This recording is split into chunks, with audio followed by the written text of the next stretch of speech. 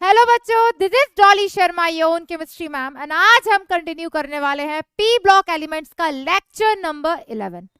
Last class में हमने group 16 की काफी सारी प्रॉपर्टीज डिस्कस की थी बेटा। आज हम कंटिन्यू करेंगे और टाइप्स ऑफ ऑक्साइड के बारे में पढ़ेंगे, सल्फ्यूरिक एसिड के बारे में पढ़ेंगे, साथ ही साथ हम डिस्कस करेंगे हैलाइड्स ऑफ ग्रुप 16 के बारे में, उनकी कुछ इंपॉर्टेंट प्रॉपर्टीज के बारे में। और आज हम फाइनली वो रीजनिंग क्वेश्चन प्रैक्टिस करेंगे जो मैं आपको काफी टाइम से कमिट की हुई हूँ कि हाँ हम क्वेश्चन प्रैक्टिस करेंगे इनऑर्गेनिक में। वहां पर क्वेश्चन सिर्फ और सिर्फ ग्रुप 15 के हैं और हम बहुत सारी रीजनिंग उसकी डिस्कस करेंगे एज इट इज ग्रुप 16 की भी, क्योंकि बेटा ग्रुप 15 ना बहुत बड़ा है और हमें अगर चीजों को कम करना है तो हमें प्रैक्टिस ज्यादा करनी पड़ेगी।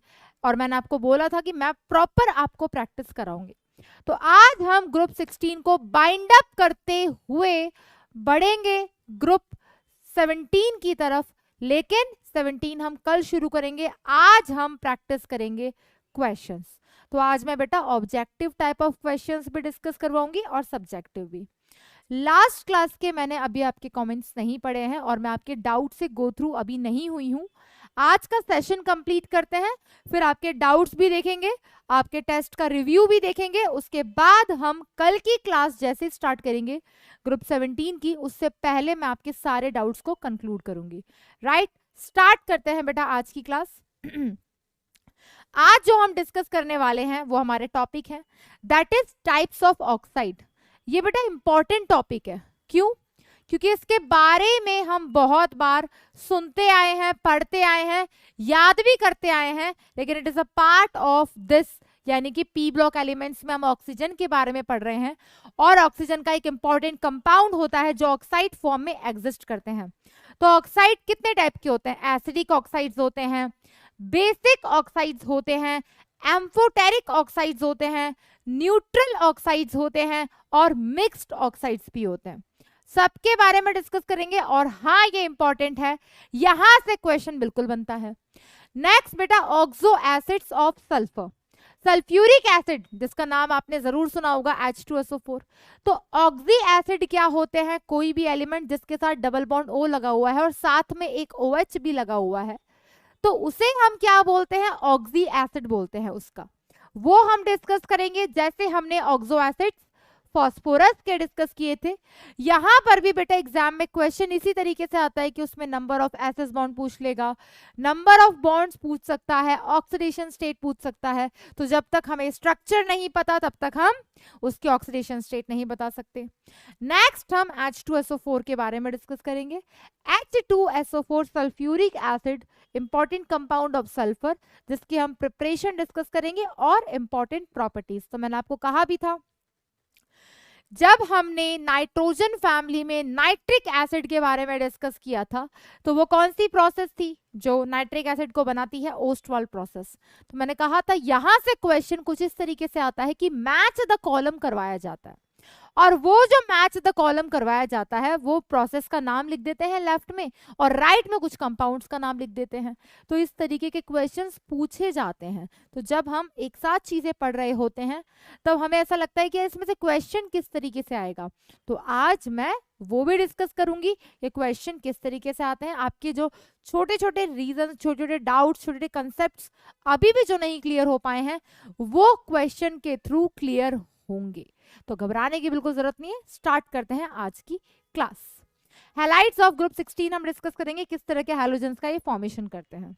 सबसे पहले हम डिस्कस करने जा रहे हैं बेटा that is types of oxide. Oxides क्या होते हैं बेटा? जब भी कोई एलिमेंट ऑक्सीजन के साथ कंबाइन होता है, जब भी कोई एलिमेंट ऑक्सीजन के साथ कंबाइन होता है तो वो किसी ना किसी ऑक्साइड का फॉर्मेशन करता है। हो सकता है वो एसिडिक हो सकता है वो बेसिक हो सकता है वो एम्फोटेरिक हो सकता है वो न्यूट्रल हो सकता है वो मिक्स्ड हो। तो ये टोटल टाइप्स ऑफ ऑक्साइड के होते हैं। नंबर 1 दैट इज एसिडिक हो गया बेटा, बेसिक हो गया, नेक्स्ट न्यूट्रल हो गया, नेक्स्ट मिक्स्ड हो गया, नेक्स्ट एम्फोटेरिक हो गया। तो पहले तो हम ये बताएं कि ये डिफाइन किस बेसिस पर हुए हैं, उसके बाद हम आइडेंटिफाई करेंगे कि कौन कैसा ऑक्साइड है। सबसे पहले हम बात करते हैं कि एसिडिक ऑक्साइड क्या होता है। जब उसको पानी में मिलाया जाए तो जो सॉल्यूशन हमारे पास बन के आए वो एसिड की तरह बिहेव करे। बेसिक ऑक्साइड क्या होता है, जब बेसिक ऑक्साइड को पानी में मिलाएं तो हमारे पास बेसिक सॉल्यूशन का फॉर्मेशन हो। एम्फोटेरिक ऑक्साइड क्या होता है कि जब हम उसको पानी में हाइड्रोलिसिस करवाएं तो हमारे पास जो सॉल्यूशन बनकर आए वो एसिड की तरह भी बिहेव करे और बेस की तरह भी बिहेव करे। मिक्स्ड ऑक्साइड क्या होते हैं बेटा, जो दो ऑक्साइड का मिक्सचर होते हैं। For example haematite, magnetite, Fe3O4 जो है वो मिक्स्ड ऑक्साइड होता है FeO और Fe2O3 का, जहां पर मेटल दो पॉसिबल ऑक्सीडेशन स्टेट में प्रेजेंट हो। नेक्स्ट बेटा एम्फोटेरिक हो गया, मिक्स्ड हो गया, neutral. Neutral oxide that means जो ना एसिड की तरह बिहेव करते ना बेस की तरह बिहेव करते। अब ये बताने की जरूरत नहीं है कि एसिड और बेस क्या होता है। इक्विलिब्रियम चैप्टर में आप एसिड बेस की थ्योरी पढ़ रखे हो बेटा। एसिड तीन तरीके से डिफाइन किया गया। आर्रेनियस जी ने कहा पानी में जो H+ देता है वो एसिड है। नेक्स्ट ब्रॉन्स्टेड ने कहा जो H+ डोनर है वो एसिड है। लीस ने कहा कि जिसके पास टेंडेंसी है इलेक्ट्रॉन पेयर को एक्सेप्ट करने की वो एसिड है। बेस के बारे में अगर हम बात करें तो आर्रेनियस जी ने बेस कैसे डिफाइन किया था कि जो पानी में OH- देता है। ब्रॉन्स्टेड जो H+ एक्सेप्टर है। लीस बेस जिसके पास टेंडेंसी है इलेक्ट्रॉन पेयर को डोनेट करने की, उन्हें हम बेस बोलते हैं। क्लियर। अब यहां पर आपको सिर्फ और सिर्फ मैंने सबके एग्जाम्पल्स दे रखे हैं कि यहां पर कौन सा एसिडिक ऑक्साइड है, कौन सा बेसिक ऑक्साइड है और कौन सा न्यूट्रल ऑक्साइड है। क्या होते हैं क्लियर है, कैसे आइडेंटिफाई करते हैं क्लियर है। लेकिन अब या तो करना ही पड़ेगा कि कौन सा ऑक्साइड एम्फोटेरिक है, एसिडिक है, बेसिक है या न्यूट्रल है, क्योंकि मेनली जो क्वेश्चन आया हुआ है वो इस पे आया हुआ है बेटा। Neutral oxide, neutral oxide clear रखना एकदम, सिर्फ तीन है, सिर्फ तीन है। N2O, NO और CO, इनके बारे में हम इंडिविजुअली पढ़ चुके हैं। जब कार्बन फैमिली पढ़ा था तब हमने CO के बारे में पढ़ा था। जब नाइट्रोजन फैमिली पढ़ा था तो ऑक्साइड्स ऑफ नाइट्रोजन डिस्कस किए थे, जहां पर हमने इन दोनों गैस को न्यूट्रल ऑक्साइड बताया था। बेटा H2O में अक्सर कंफ्यूजन क्रिएट होता है कि भाई H2O जो है, वाटर जो है वो एम्फोटेरिक भी होता है कभी कभी, और कभी कभी वाटर को कंसीडर कर लिया जाता है क्या बेटा कि ये न्यूट्रल है। तो ध्यान रखना बेटा, वाटर को न्यूट्रल कैटेगरी में तब ही हम अलाउ कर सकते हैं जब हमारे पास ये तीन ऑप्शन ना हो। अगर ये तीनों में से एक भी ऑप्शन प्रेजेंट है दैट मीन्स कि न्यूट्रल ऑक्साइड इन्हें ही कंसीडर किया जाएगा प्रायोरिटी बेसिस पर। उसके बाद अगर तीनों ऑप्शन में नहीं है, फिर पूछा है कि इनमें से कौन सा न्यूट्रल ऑक्साइड है, तब आप बता सकते हो that water is a neutral oxide. बात करते हैं एसिडिक ऑक्साइड्स की। मैं आपको पहचानने का तरीका भी बता रही थी। पहचानने का तरीका हमें कैसे पता चलेगा, तो जितने भी नॉन मेटल हैं, लगभग मोस्टली नॉन मेटल ऑक्सीजन के साथ कंबाइन होकर जो ऑक्साइड बनाते हैं वो होते हैं acidic oxides. For example carbon is a non metal, boron is a non metal, carbon non metal. Silicon, silicon क्या होता है हमारे पास, that is metalloid. Germanium metalloid. NO2 non metal, nitrogen, nitrogen non metal, phosphorus non metal, sulphur non metal. तो हमारे पास in general जितने भी oxides होते हैं, हैलोजन के भी वो भी एसिडिक, क्योंकि वो भी सारे नॉन मेटल है, फ्लोरीन, क्लोरीन, ब्रोमीन, आयोडीन। और जितने भी नॉन मेटल के ऑक्साइड्स होते हैं, non metal oxides are acidic in nature. कैसे होते हैं बेटा, एसिडिक होते हैं नेचर में।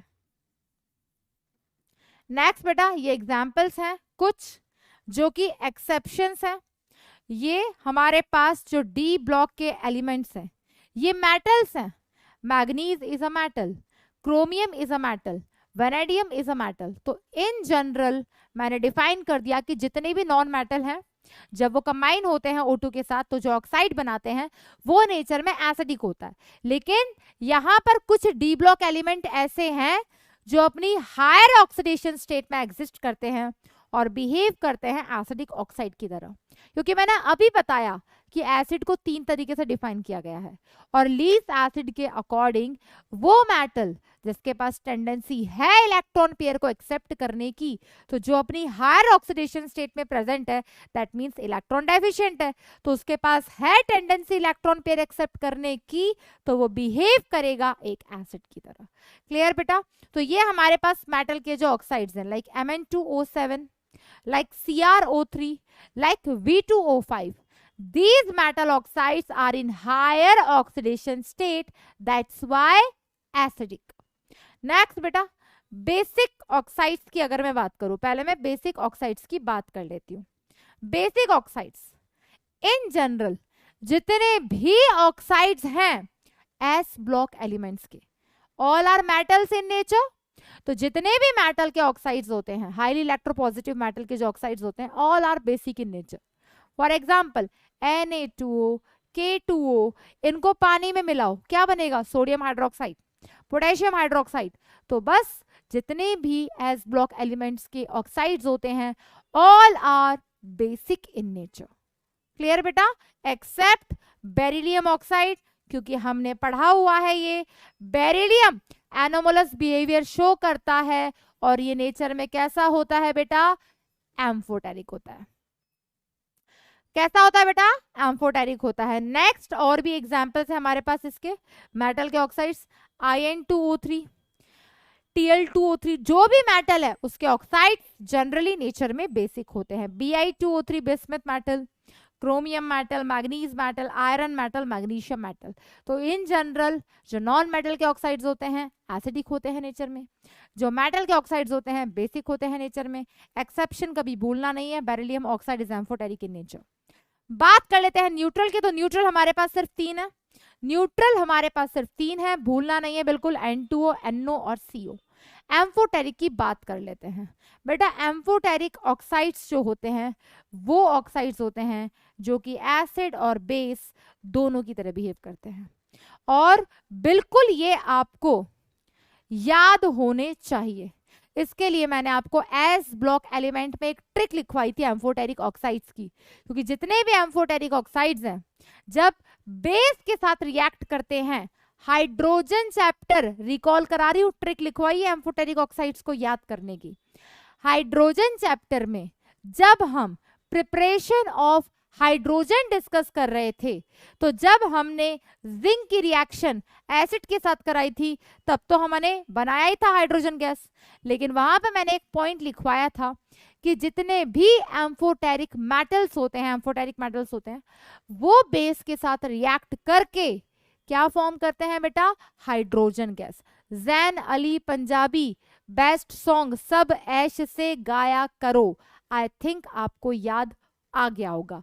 Jain Ali, Zn stands for zinc, तो देख लो बेटा जिंक का oxide amphoteric, Al2O3 amphoteric, Punjabi Pb, PbO के ब्लड के सारे ऑक्साइड्स एम्फोटेरिक। बेस्ट था बेरिलियम के लिए, BeO एम्फोटेरिक।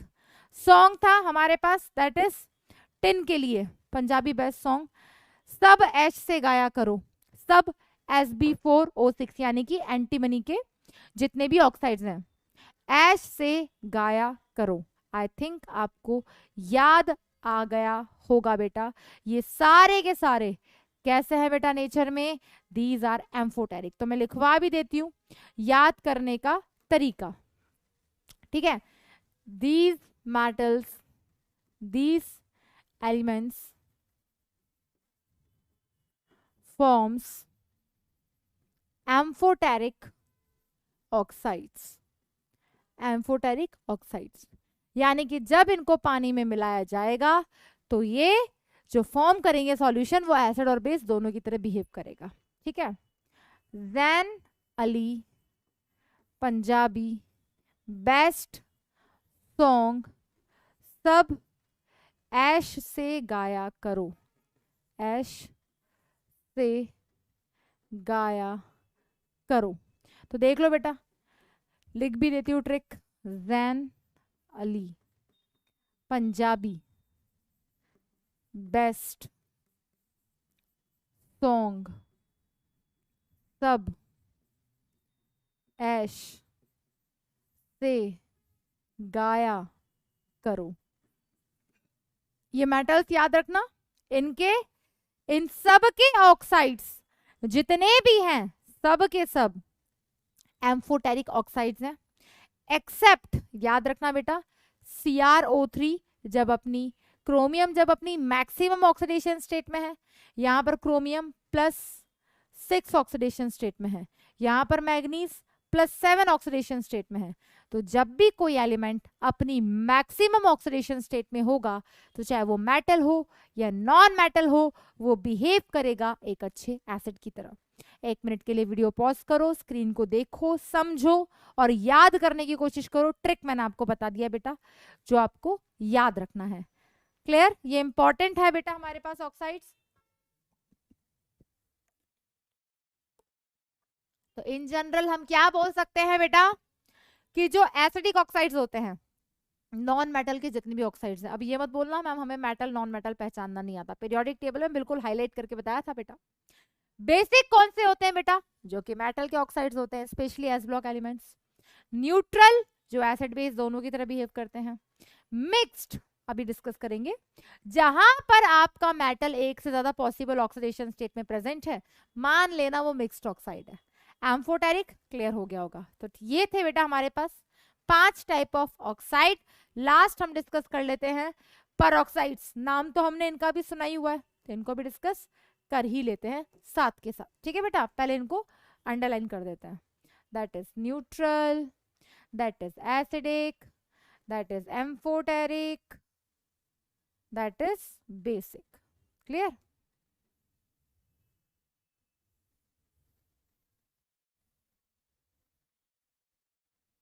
यस बेटा, बढ़ते हैं नेक्स्ट ऑक्साइड की तरफ। दैट इज परऑक्साइड हो गया, सुपर ऑक्साइड हो गया, तो ये हमने ऑलरेडी डिस्कस कर रखा है बेटा। क्या होते हैं परऑक्साइड, सुपर ऑक्साइड, सब ऑक्साइड एंड मिक्स्ड ऑक्साइड। सबसे पहले हम बात करते हैं ये फर्स्ट 3 जो हम ऑलरेडी पढ़ चुके हैं, क्योंकि एस ब्लॉक एलिमेंट में हमने इस प्रॉपर्टी को डिस्कस किया था। सबसे पहले बात करते हैं परऑक्साइड। परऑक्साइड क्या होते हैं बेटा, जहां पर भी ऑक्सीजन ऑक्सीजन बॉन्ड प्रेजेंट हो, इसे हम क्या कहते हैं बेटा, परऑक्साइड लिंकेज। और यहां पर इसको परऑक्साइड लिंकेज भी बोलते हैं, और इसे हम क्या बोलते हैं बेटा, इसे हम बोलते हैं परऑक्साइड बॉन्ड। और इस केस में क्या होता है बेटा, यहां पर जो ऑक्सीजन होती है ये -1 ऑक्सीडेशन स्टेट में प्रेजेंट होती है, -1 ऑक्सीडेशन स्टेट में। तो ये एग्जिस्ट किस तरीके से करता है ऑक्साइड, O2-2। और हमने एस ब्लॉक एलिमेंट में पढ़ा था कि कौन सा मेटल सुपर ऑक्साइड बनाता है। क्लियर? तो Na2O2 सुपर ऑक्साइड बनाता है, BaO2 सुपर ऑक्साइड बनाता है, H2O2 भी सुपर ऑक्साइड है, सॉरी परऑक्साइड है, क्योंकि इन सब में ऑक्सीजन ऑक्सीजन बॉन्ड प्रेजेंट होता है। नेक्स्ट बेटा सुपर ऑक्साइड। सुपर ऑक्साइड क्या होते हैं, यहां पर ऑक्सीजन की ऑक्सीडेशन स्टेट क्या होती है, ये एग्जिस्ट करते हैं बेटा किस फॉर्म में, O2-, क्या बेटा, O2-। और यहां पर ऑक्सीजन की जो ऑक्सीडेशन स्टेट होती है वो कितनी होती है बेटा, ऑक्सीडेशन स्टेट ऑफ ऑक्सीजन निकाल लेते हैं। 2x + 1 = 0, x = -1/2। तो ये पूछा जा सकता है बेटा, पता होना चाहिए परऑक्साइड बॉन्ड में ऑक्सीजन की ऑक्सीडेशन स्टेट -1, सुपर ऑक्साइड में -1/2। सब ऑक्साइड क्या होते हैं, जहां पर ऑक्सीजन इस तरीके से प्रेजेंट है। तो कार्बन सब ऑक्साइड इसी को बोलते हैं बेटा C3O2, द ओनली कंपाउंड जो आपको याद रखना है। यहां पर कार्बन का हाइब्रिडाइजेशन हम निकाल सकते हैं आसपास total number of sigma bond देखकर। एक सिग्मा बॉन्ड ये रहा, एक सिग्मा बॉन्ड ये रहा, 2 सिग्मा बॉन्ड, n की वैल्यू 2, तो हाइब्रिडाइजेशन sp, और शेप क्या हो गई बेटा, linear. That is about carbon सब ऑक्साइड। मिक्स्ड ऑक्साइड क्या होते हैं बेटा? मिक्स्ड ऑक्साइड जो हमारे पास दो ऑक्साइड का मिक्सचर होते हैं। फॉर एग्जाम्पल सबसे पहले हम देखेंगे मैग्नेटाइट। क्या बेटा? मैग्नेटाइट। फॉर्मूला क्या है? Fe3O4। ये दो ऑक्साइड्स का मिक्सचर है, एक तो FeO और एक Fe2O3। ये हमने मेटलर्जी में पढ़ा था। तो क्या बताया बेटा मैं? Mixed oxide. जो पहली बात सिंपल, दो ऑक्साइड्स का मिक्सचर हो उसे हम क्या कहते हैं? Mixed oxide. नेक्स्ट बेटा Mn3O4। यहाँ पे किस किस का मिक्सचर है? MnO और Mn2O3। नेक्स्ट Pb3O4 किसका मिक्सचर है? PbO2 एंड PbO का। इन्हें हम कहते हैं मिक्स्ड ऑक्साइड। नेक्स्ट बात कर लेते हैं बेटा, फॉर एग्जाम्पल हमने कहा कि जो Al2O3 होता है, हमने कहा कि भाई ये नेचर में एम्फोटेरिक होता है। तो एम्फोटेरिक ऑक्साइड्स क्या होते हैं? जो एसिड की तरह भी बिहेव करें और बेस की तरह भी बिहेव करें। तो ये एसिड के साथ रिएक्ट कर रहा है तो खुद बेस की तरह बिहेव कर रहा है, और जब बेस के साथ रिएक्ट कर रहा है तो खुद एसिड की तरह रिएक्ट कर रहा है। दोनों के साथ ये सॉल्ट का फॉर्मेशन कर रहा है। तो Al2O3 कैसा ऑक्साइड है बेटा? इज एम्फोटेरिक ऑक्साइड, क्योंकि ये एसिड और बेस दोनों की तरह रिएक्ट कर रहा है और साथ में कंपाउंड का फॉर्मेशन कर रहा है। जल्दी से नोट डाउन कर लो बेटा, वीडियो पॉज करके, फिर कंटिन्यू करते हैं आगे की तरफ।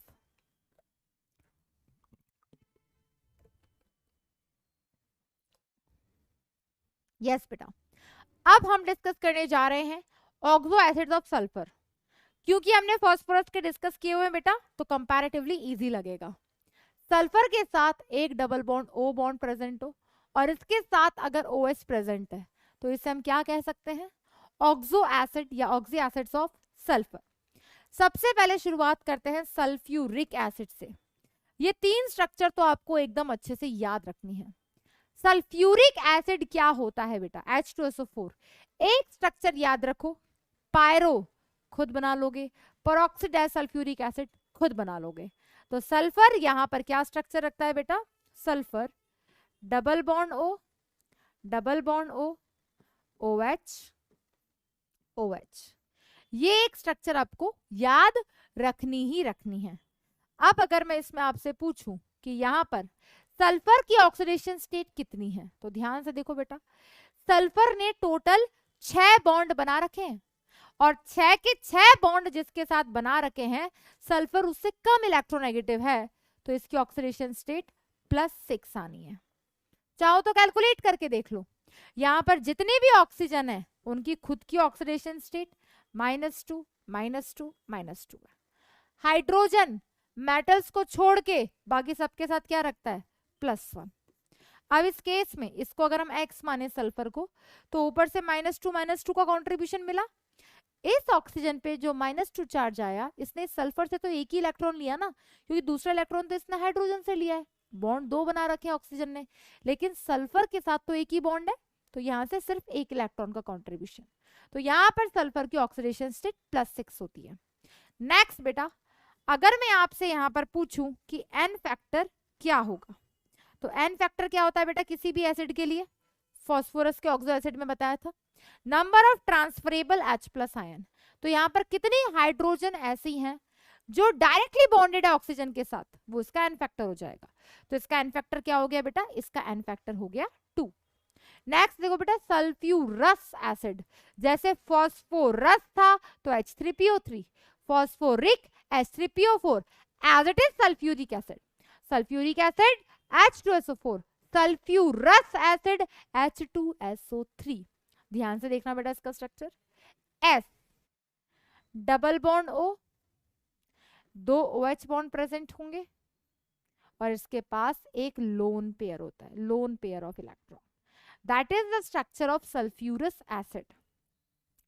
इन जनरल अगर हम सल्फ्यूरस एसिड के और एसिड्स बनाए, लाइक पायरोसल्फ्यूरस, कोई भी बनाए, उन सब में SS बॉन्ड प्रेजेंट होता ही होता है। ध्यान रखना, पायरोसल्फ्यूरस बोले, डायथायोनस सल्फ्यूरस, कुछ भी बोले, रस बोले लास्ट में, ध्यान रखना बेटा कि अगर वो H2SO3 के हैं तो उन सब में SS बॉन्ड प्रेजेंट होगा ही होगा, क्योंकि जब दो एसिड को कंबाइन करोगे तो इसके पास लोन पेयर ऑफ इलेक्ट्रॉन है और ये बॉन्ड बनाएगा सेंट्रल एटम के साथ। तो अगर सल्फ्यूरिक एसिड के बना रहे हो तब तो ट्रिक्स है ही हमारे पास। पायरो बनाना है, दो एसिड लो, पानी निकाल दो। मार्शल्स एसिड बनाना है, परऑक्सीडाइ सल्फ्यूरिक एसिड बनाना है, उस केस में क्या करो, H2O2 निकाल दो। क्लियर? तो आप इनके ऑक्सो एसिड्स को बना सकते हो। बात करते हैं बेटा थायोसल्फ्यूरिक एसिड। थायोसल्फ्यूरिक एसिड क्या है बेटा? H2SO3। तो मैंने क्या कहा, सल्फ्यूरस थायोसल्फ्यूरिक, थायोसल्फ्यूरिक लिखा हुआ है बेटा। तो अब इस केस में क्या होगा, इनमें एसएस बॉन्ड प्रेजेंट होगा ही होगा। तो एक बार जल्दी से बेटा ये स्ट्रक्चर्स बना के देखो, ठीक है। यस बेटा, H2S2O3, यस बेटा, थायोसल्फ्यूरिक एसिड। ये तीन स्ट्रक्चर याद रखना बेटा। यहां पर एक सल्फर, यहां पर दो हाइड्रोजन है और तीन ऑक्सीजन है, OH OH। सल्फर की वैलेंसी कितनी होती है भाई, 6, तो 6 बॉन्ड बनाएगा टोटल। एक बॉन्ड बना लिया उसने ऑक्सीजन के साथ और एक उसने डबल बॉन्ड बना लिया सल्फर के साथ। स्ट्रक्चर्स बिल्कुल याद रखनी है, स्ट्रक्चर से क्वेश्चन बिल्कुल आते हैं, सीधा सीधा पूछ लेगा ऑक्सीडेशन स्टेट इन दोनों कंपाउंड का। बाकी हम क्वेश्चन प्रैक्टिस करेंगे PYQ, तब और क्लियर हो जाएगा बेटा। नेक्स्ट बढ़ते हैं पायरोसल्फ्यूरिक एसिड। इसका ट्रिक तो हमने आपको पढ़ाया हुआ है। क्या करना है, क्या बोला, पायोसल्फ्यूरिक, तो क्या करोगे, सल्फ्यूरिक याद रखो। और इस केस में यहां पर क्या करोगे, दो H2SO4 लोगे और दोनों H2SO4 में से क्या माइनस कर दोगे बेटा, H2O। करके देखो तो क्या बन जाएगा बेटा, हमारे पास अगर हमने H2SO4 को 2 से मल्टीप्लाई किया, अगर हमने H2SO4 को 2 से मल्टीप्लाई किया तो क्या बन गया, H4H2O8। और उसमें से अगर हम H2O निकाल दें तो क्या बन जाएगा बेटा, H2S2O7। तो जैसे हमने लिखा है वैसे हम ड्रॉ कर देते हैं। इसका एक कॉमन नेम भी होता है बेटा, क्या बोलते हैं, ओलियम। चलो ड्रॉ करना शुरू करते हैं। क्या है हमारे पास, H2SO4, तो ये रहा S, double bond O, double bond O, OH OH। ये है एक H2SO4। दूसरा H2SO4 ये रहा,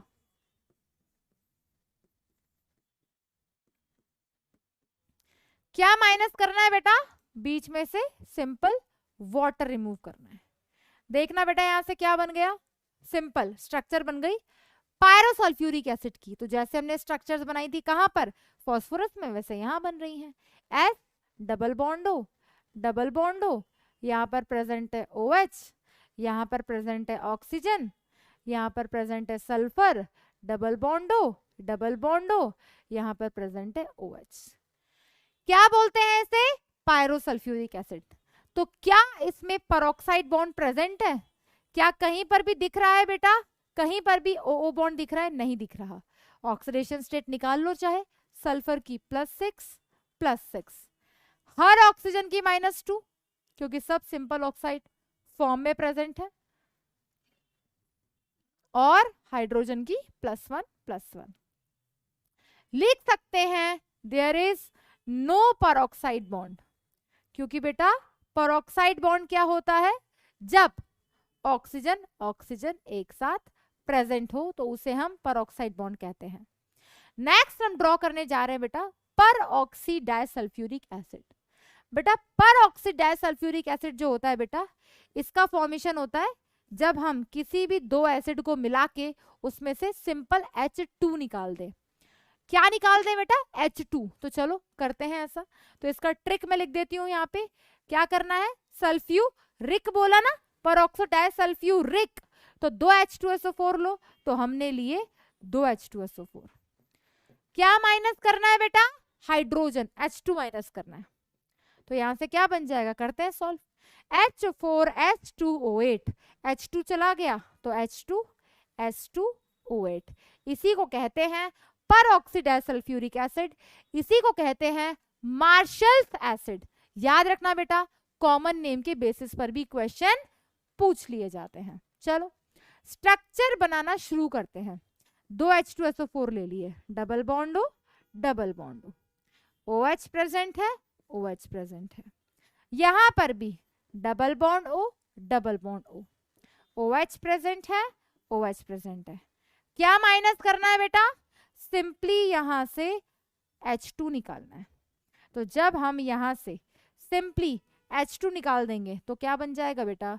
ऊपर डबल बॉन्ड O, इधर double bond O, OH as it is, oxygen oxygen, double bond O, double bond O, OH। ध्यान से देखो बेटा इस स्ट्रक्चर को, ध्यान से, और इसके बारे में अब हम सारी प्रॉपर्टीज बता सकते हैं। देखो ध्यान से, यहां पर इस ऑक्सीजन पे चार्ज -2 -2 -2 -2, इस ऑक्सीजन पे -2, इस ऑक्सीजन पे भी -2। लेकिन ये क्या है बेटा? ये ऑक्सीजन ऑक्सीजन बॉन्ड है, और इस बॉन्ड को हम क्या कहते हैं? इसे हम कहते हैं परऑक्साइड बॉन्ड। क्या कहते हैं बेटा? Peroxide bond. और परऑक्साइड बॉन्ड में जो ऑक्सीजन की ऑक्सीडेशन स्टेट होती है वो होती है -1 -1। तो यहाँ पर सल्फर की आप चाहो तो ऑक्सीडेशन स्टेट कैलकुलेट कर सकते हो, -2 -1 -2 -1, क्योंकि ऑक्सीजन हाइड्रोजन से जुड़ा हुआ है तो एक इलेक्ट्रॉन हाइड्रोजन ने भी लिया होगा। तो यहाँ पर इस पे कितना चार्ज आ गया? +6।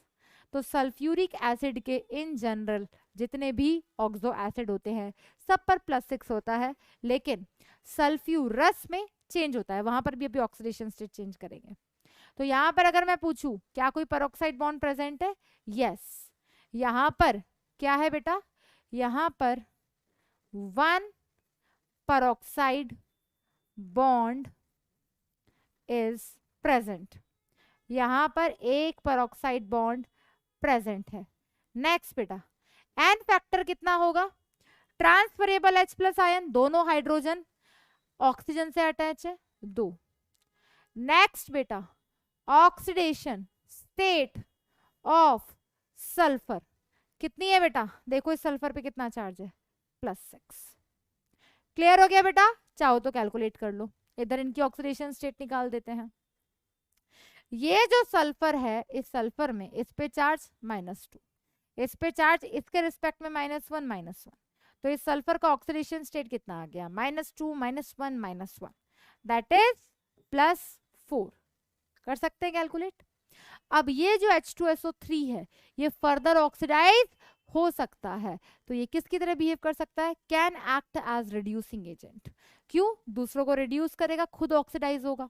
लेकिन जहां पर H2SO4 में सल्फर +6 ऑक्सीडेशन स्टेट में प्रेजेंट है, अगर सल्फर अपनी maximum oxidation state that is +6 में प्रेजेंट है, यानी कि वो फर्दर ऑक्सीडाइज नहीं हो सकता, तो वो कभी भी रिड्यूसिंग एजेंट की तरह बिहेव नहीं कर सकता, बट एक अच्छे ऑक्सीडाइजिंग एजेंट की तरह बिहेव कर सकता है। क्लियर बेटा? नेक्स्ट बात करते हैं H2SO3, इसकी भी ऑक्सीडेशन स्टेट कैलकुलेट कर लेते हैं। इस पे चार्ज -2। जब सेम एटम के साथ कोई भी एलिमेंट बॉन्ड बनाता है तो उस केस में वो शेयर करता है, लेता देता नहीं है। तो जब जब सेम एटम के साथ बॉन्ड हो, ना उससे कुछ लिया गया है ना कुछ दिया गया है, तो उसके रिस्पेक्ट में कोई कंट्रीब्यूशन नहीं होता। तो यहाँ पर सल्फर ने इससे 1 इलेक्ट्रॉन लिया, 2, यहाँ पे इससे 1, इससे 1, तो इसकी भी ऑक्सीडेशन स्टेट कितनी है? +4। यानी कि यहाँ पर भी ये बिहेव करेगा एक अच्छे रिड्यूसिंग एजेंट की तरह, क्योंकि खुद फर्दर ऑक्सीडाइज हो सकता है। क्लियर बेटा? ये हमने इनकी कुछ प्रॉपर्टीज के बारे में बात की। नेक्स्ट हम बात करते हैं कैरोज एसिड।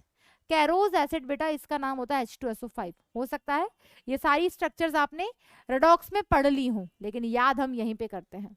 तो कैरोज एसिड में बेटा H2SO4 में एक ऑक्सीजन बढ़ गई, तो बेटा H2SO4 की स्ट्रक्चर क्या थी? S double bond O, double bond O, OH OH। अब एक बात बताओ यार, इसमें एक ऑक्सीजन बढ़ानी है, कहाँ जोड़ोगे?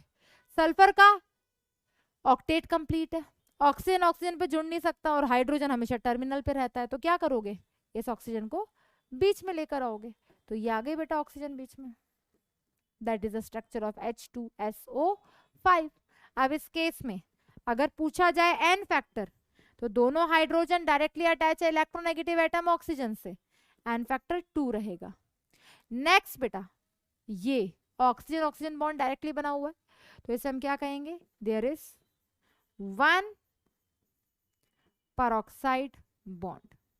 सल्फर की ऑक्सीडेशन स्टेट मैंने कहा ना, सल्फ्यूरिक एसिड के जितने भी, एक को छोड़ के, वो एक मैं भी कराने वाली हूँ, जितने भी हमारे पास ऑक्सी एसिड है वो सारे के सारे +6 ऑक्सीडेशन स्टेट रखते हैं, और ये पूछा भी जाता है। ठीक है, तो अब मैं आपको एक फ्लो चार्ट बना देती हूँ। हमने क्या किया भाई, हमने ये लिखा मैंने बीच में H2SO4, ये फ्लो चार्ट है, याद हो जाएगा आपको। जब इस H2SO4 को 2 से मल्टीप्लाई किया और -H2O किया तो ये सल्फ्यूरिक एसिड था, तो यहां से मिला H2S2O7, जिसे क्या कहते हैं बेटा, जिसे कहते हैं पायरो सल्फ्यूरिक एसिड, और इसका क्या कॉमन नेम है, ओलियम। यहां पर सल्फर की ऑक्सीडेशन स्टेट +6 होती है and there is no peroxide bond. बस ये फ्लो चार्ट याद रख लेना। नेक्स्ट बेटा, जब इसी को किससे मल्टीप्लाई किया बेटा, जब इसको 2 से मल्टीप्लाई किया और माइनस किया H2, क्या बेटा, माइनस किया H2, तो यहां से फॉर्मेशन हुआ परऑक्सी डाइसल्फ्यूरिक एसिड का, परऑक्सी डाइसल्फ्यूरिक एसिड का, जिसे मार्शल्स एसिड भी कहते हैं, और जिसका फॉर्मूला क्या होता है, दैट इज H2S2O8। क्या होता है बेटा, H2S2O8। नेक्स्ट डिस्कस करते हैं बेटा, दैट इज इसको ही हमने जब 2 से मल्टीप्लाई करेंगे और माइनस कर देंगे, यहां से क्या, माइनस कर देंगे हम यहां से H2O2, तो यहां से फॉर्मेशन होगा H2S2O6 का, जिसे क्या कहते हैं, डाइथायोनिक एसिड। इस फ्लो चार्ट को ध्यान से देख लो, और यहां पर सल्फर की ऑक्सीडेशन स्टेट +6 नहीं है। अभी मैं आपको कैलकुलेट करके बताऊंगी, ये ड्रॉ करना बाकी है। तो नेक्स्ट जो ऑक्सो एसिड हम डिस्कस करने जा रहे हैं सल्फर का, दैट इज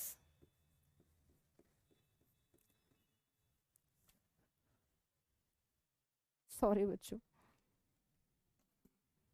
हाँ, नेक्स्ट जो हमारे पास है दैट इज, क्या नाम है इसका, डाइथायोनिक acid.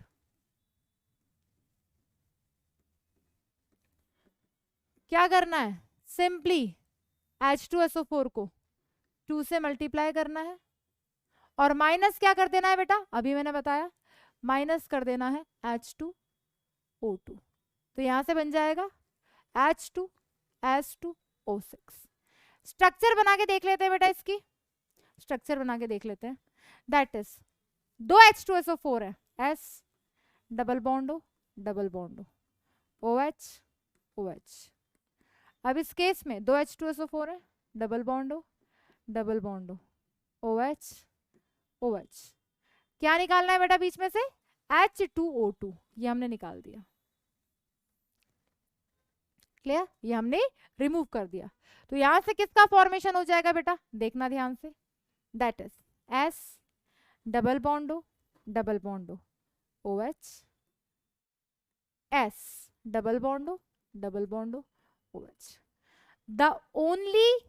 the only oxy acid of sulphuric acid जिसमें SS बॉन्ड प्रेजेंट होता है। क्लियर, अब यहां पर ऑक्सीडेशन स्टेट निकाल देते हैं, -2, इसके रिस्पेक्ट में -1 -2, तो यहां पर सल्फर की ऑक्सीडेशन स्टेट +5 और +5 होती है। मैंने कहा द ओनली सल्फ्यूरिक एसिड का oxo acid, clear, sulphur +5 oxidation state में होता है। 1 SS bond is present, 1 SS bond is present. Clear, n factor 2 था, 2 है, 2 रहेगा, क्योंकि दोनों हाइड्रोजन डायरेक्टली बॉन्डेड है इलेक्ट्रोनेगेटिव एटम, किसके साथ बेटा, ऑक्सीजन के साथ। क्लियर है, नेक्स्ट देखते हैं बेटा, दैट इज, ये फ्लो चार्ट एक बार आप लोग ध्यान से देख लो क्योंकि इंपॉर्टेंट है बेटा। सल्फ्यूरिक एसिड के ऑक्सो एसिड बना लोगे तो स्ट्रक्चर बता दोगे, स्ट्रक्चर बता दोगे तो आप यहां से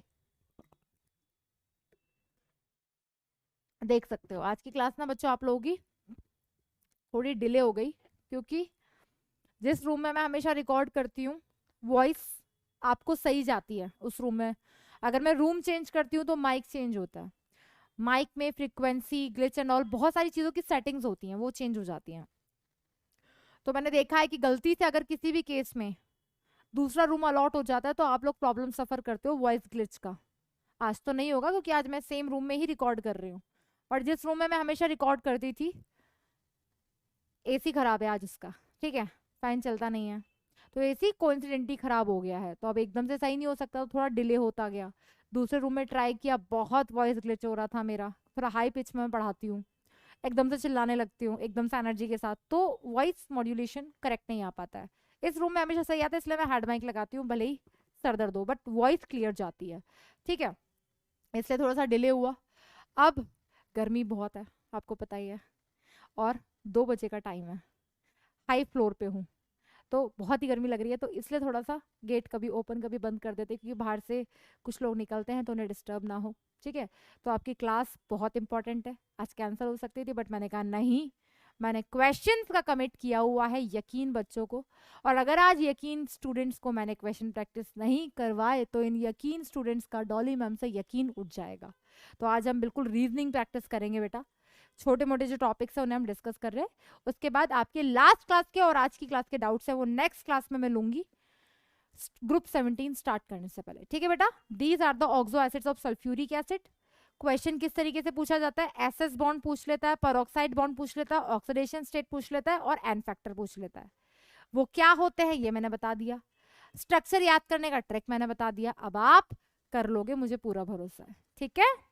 नेक्स्ट आगे की तरफ बढ़ते हैं, दैट इज सल्फ्यूरिक एसिड। तो एक छोटा सा टॉपिक बेटा, सल्फ्यूरिक एसिड, जैसे हमने नाइट्रिक एसिड की प्रिपरेशन डिस्कस की थी, राइट, जैसे हमने हेबर्स प्रोसेस डिस्कस किया था अमोनिया का बनाने के लिए क्या कंडीशंस रहती हैं, हाई टेम्परेचर होता है, हाई प्रेशर होता है, सेम उसी तरीके से बेटा सल्फ्यूरिक एसिड को प्रिपेयर करने का जो मेथड है उसे हम क्या कहते हैं, इंपॉर्टेंट है बेटा, नाम से भी क्वेश्चन आ जाता है, ठीक है, क्या कहते हैं बेटा, कॉन्टैक्ट प्रोसेस। क्या कहते हैं, कॉन्टैक्ट प्रोसेस। इसके हमारे पास 3 स्टेप है। पहला स्टेप क्या है, सबसे पहले हम सल्फर और जो भी हमारे पास सल्फाइड है उसे बर्न करते हैं, तो यहां से किसका फॉर्मेशन होता है बेटा, SO2 गैस, और इसके बारे में हम पढ़ चुके हैं थोड़ा सा, पंजेंट स्मेल होती है, ऑर्डर इस तरीके का होता है। ये SO2 गैस जो हमारे पास बनती है, इसमें जो आर्सेनिक इम्प्योरिटीज प्रेजेंट होती हैं, जो आयरन हाइड्रेटेड ऑक्साइड की इम्प्योरिटीज प्रेजेंट होती हैं, उन्हें हम रिमूव करते हैं। तो SO2 is purified by removing arsenic impurities with gelatinous, क्या यूज करते हैं बेटा, जिलेटिनस हाइड्रेटेड फेरिक ऑक्साइड। यानी कि फर्स्ट स्टेप में हमने क्या किया, सबसे पहले सल्फर और सल्फाइड ओर को बर्न किया, बर्न करने पर हमने क्या कोशिश की कि जो उसकी इम्प्योरिटीज है, ठीक है, उसे हम प्योरीफाई करें जिलेटिनस फेरिक ऑक्साइड का यूज करते हुए। फिर सेकेंड स्टेप में क्या किया बेटा, वो जो हमारे पास सल्फर डाइऑक्साइड था उसका हमने ऑक्सीडेशन करवाया, ऑक्सीडेशन मतलब O2 के साथ रिएक्शन कराया। पूछा गया हुआ क्वेश्चन है, जो कैटलिस्ट यूज करते हैं उसका नाम क्या है, और ये रिएक्शन भी रिपीट हो रही है, V2O5 कैटलिस्ट का यूज किया जाता है। और ये रिएक्शन कैसी है बेटा, एक्सोथर्मिक, क्योंकि यहाँ पर क्या होता है, high amount of heat release होती है, जैसे आज इस क्लास में हो रही है, गर्मी बहुत है, हीट रिलीज हो रही है, ठीक है, हीट रिलीज होती है बेटा। इसकी फेवरेबल कंडीशंस, मैम क्या फेवरेबल कंडीशंस इंपॉर्टेंट है, बिल्कुल बेटा इंपॉर्टेंट है, तभी लिखवाइए। पी ब्लॉक के नोट्स बहुत टू द पॉइंट आपको दिए हैं कंसेप्ट क्लियर करते हुए, बट उन पॉइंट्स को यूटिलाइज करना कैसे सीखोगे, क्वेश्चन प्रैक्टिस से। हर चीज आपको नोट्स में मिलेगी, हर चीज आपको मिलेगी, जो नहीं मिलेगी वह मेंशन करती गई हूं कि आपको कैसे कैसे कहां से क्या फॉलो अप करना है, ठीक है बेटा। फेवरेबल कंडीशंस क्या होती है बेटा, लो टेम्परेचर, टेम्परेचर बड़ा कम होता है, वहीं पे जब हमें अमोनिया बनाना होता है तो टेम्परेचर भी हाई होता है और प्रेशर भी हाई होता है, तो कंडीशंस कंपेयर करवा लेता है। लेकिन प्रेशर हाई होता है बेटा, 2 बार अप्रोक्सीमेटली प्रेशर होता है और टेम्परेचर लो होता है, ठीक है। नेक्स्ट बेटा थर्ड स्टेप होता है जब हम इसकी रिएक्शन कराते हैं H2SO4 के साथ। सबसे पहले क्या किया, SO2 का फॉर्मेशन हुआ, उसके इम्प्योरिटीज को रिमूव किया गया जिलेटिनस फेरिक ऑक्साइड का यूज करते हुए। अब फिर जो SO2 आ गया हमारे पास, उस SO2 का हमने क्या कराया, फर्दर ऑक्सीडेशन कराया in the presence of V2O5 catalyst. Oxidation हुआ, यहाँ पर सल्फर +4 ऑक्सीडेशन स्टेट में प्रेजेंट था, यहाँ पर सल्फर +6 ऑक्सीडेशन स्टेट में है। रिएक्शन कैसी है, एक्सोथर्मिक। थर्ड स्टेप में रिएक्शन कराया H2SO4 के साथ, तो ओलियम का फॉर्मेशन हुआ, दैट इज H2S2O7। इसकी स्ट्रक्चर हमने अभी बनाना सीखी थी। अब ये जो ओलियम यहाँ से बनता है, इस ओलियम से हम ऑब्टेन करते हैं H2SO4 को।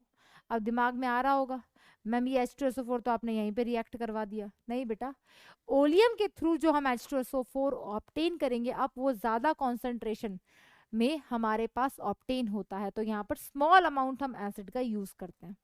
क्लियर, ओलियम बनता है और ओलियम के थ्रू हम H2SO4 को लार्ज अमाउंट में प्रिपेयर कर सकते हैं।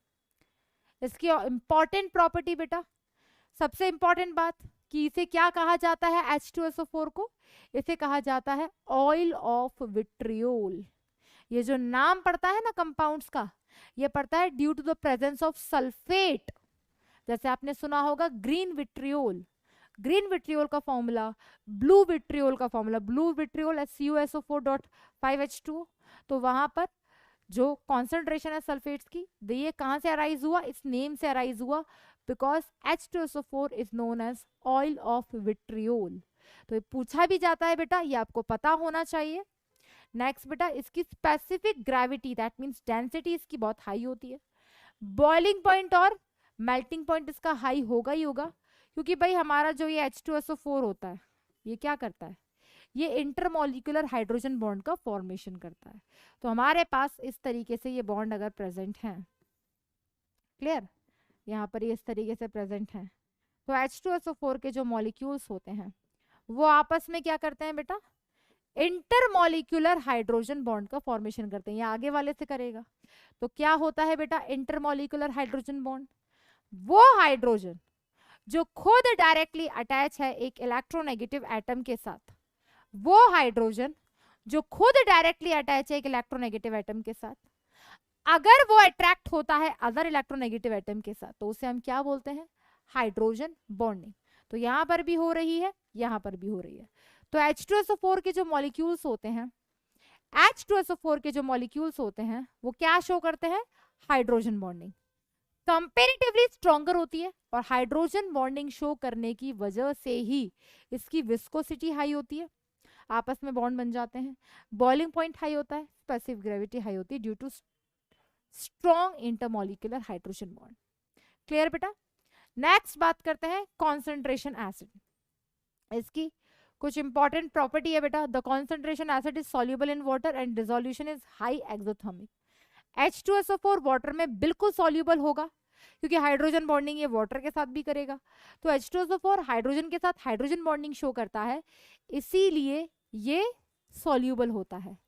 साथ ही साथ जब हम एसिड में पानी को मिक्स करते हैं, तो this reaction is highly exothermic, highly exothermic, क्योंकि high amount of heat release होती है एसिड के साथ जब हम वाटर को रिएक्ट कर रहे हैं, तो that is highly exothermic reaction.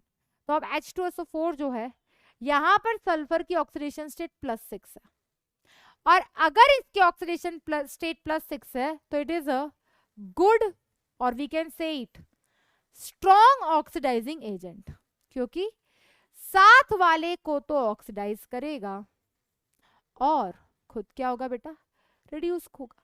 तो साथ वाले को ऑक्सीडाइज करेगा, खुद रिड्यूस होगा, इसलिए से हम क्या बोलते हैं, स्ट्रॉन्ग ऑक्सीडाइजिंग एजेंट। यानी कि कार्बन है, 0 ऑक्सीडेशन स्टेट में CO2 बना देगा +4, ऑक्सीडाइज कर देगा सबको।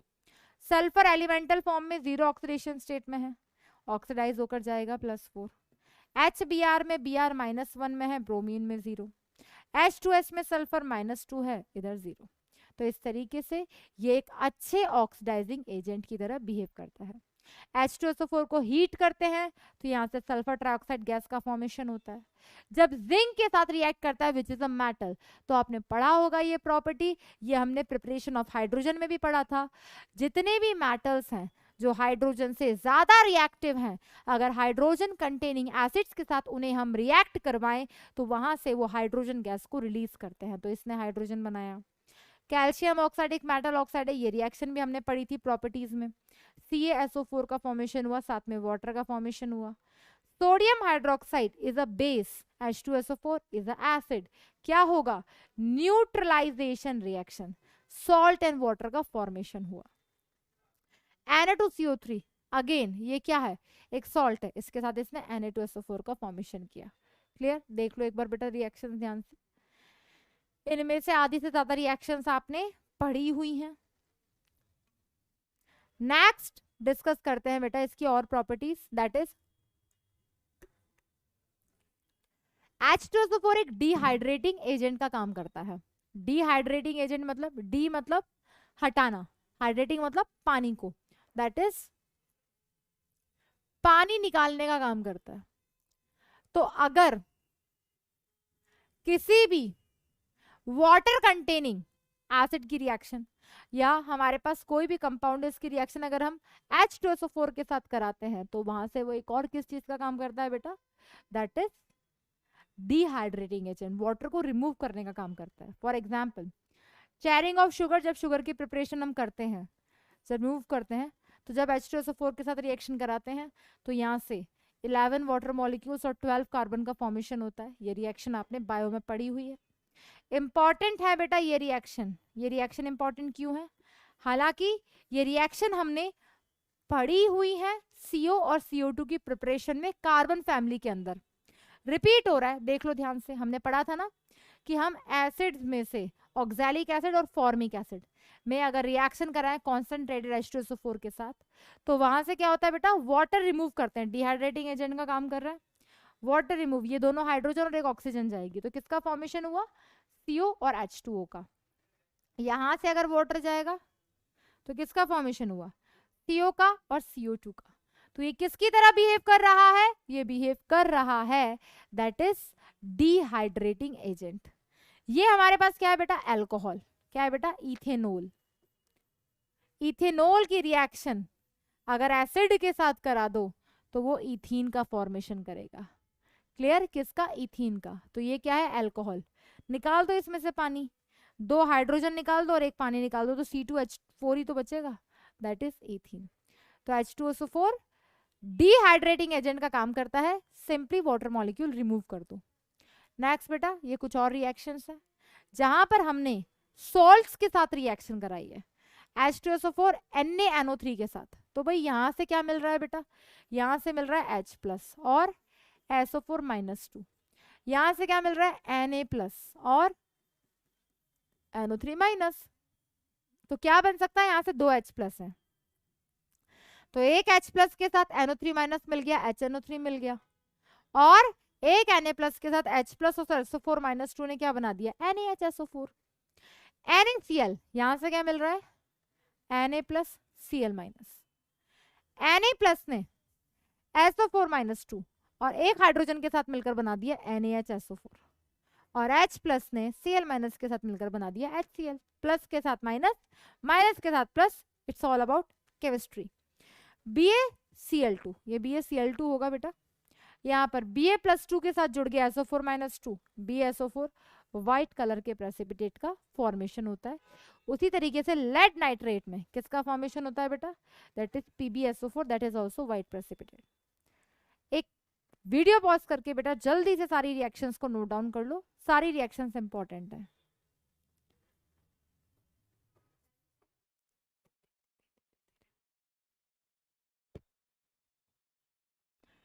नोट डाउन कर लिया बेटा सबने, चलो आगे की तरफ बढ़ते हैं, आगे की तरफ डिस्कस करते हैं रिएक्शंस इसकी और properties, that is halides of group 16। Group 16 के हैलाइड्स की अगर हम बात करें तो हैलोजन हमारे पास होते हैं फ्लोरीन, क्लोरीन, ब्रोमीन, आयोडीन, और हमारे पास जो ग्रुप 16 के एलिमेंट्स हैं ऑक्सीजन, सल्फर, सेलेनियम, टैलेनियम, पोलोनियम, इनकी जनरल ऑक्सीडेशन स्टेट हमने क्या डिस्कस की थी बेटा, दैट इज +2, +4, +6। ऑक्सीजन नहीं शो करेगा +6, लेकिन बाकी तो करेंगे।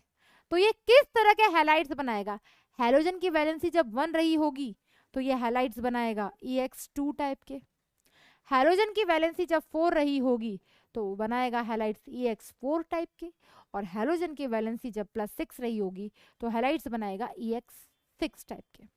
तो बिल्कुल बेटा यहां पर ये क्या क्या बनाता है बेटा, हेक्सा हैलाइड भी बनाता है, टेट्रा हैलाइड भी बनाता है और डाई हैलाइड्स का फॉर्मेशन भी करता है। तो ग्रुप 16 के एलिमेंट्स इन तीनों टाइप के हैलाइड्स का फॉर्मेशन कर सकते हैं। जो हैलाइड्स की स्टेबिलिटी है वो डाउन द ग्रुप जाने पर डिक्रीज होती है। डाउन द ग्रुप जाने पर डिक्रीज क्यों होती है, क्योंकि रिएक्टिविटी ऑर्डर हैलाइड्स का यही होता है। क्लियर, तो ये इनका रिएक्टिविटी ऑर्डर है एज यूजुअल स्टेबिलिटी हैलाइड्स की। हेक्सा हैलाइड्स होते हैं बेटा सिर्फ और सिर्फ हेक्सा हैलाइड्स स्टेबल होते हैं और only stable are hexa halides. जो हमारे पास इनके डाई हैलाइड होते हैं और जो टेट्रा हैलाइड होते हैं वो कंपैरेटिवली स्टेबल नहीं होते। SF6 जो है दैट इज एक्सेप्शनली स्टेबल।